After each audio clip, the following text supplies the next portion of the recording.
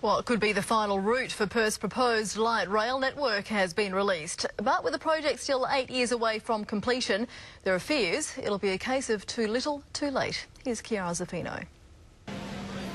It's part of a 20-year public transport makeover to put an end to scenes like this. The government's yet to officially release the final route for the proposed light rail network, and there are fears the public hasn't had its say. Just the first stage is 8 years from being completed. In an ideal world, you could draw this up and have it built and running in 3 years.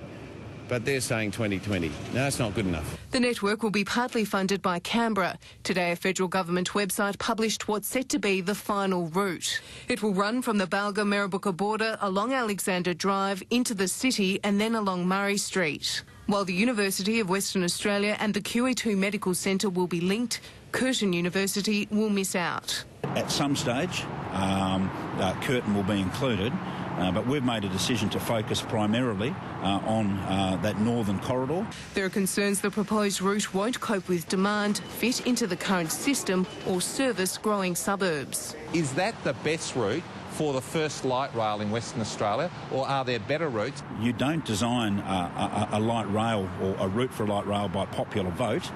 You design it through a proper process. It is a very, very complicated engineering project. Over the past year, we've seen a 7% increase in public transport use. Over 330,000 trips are made every weekday.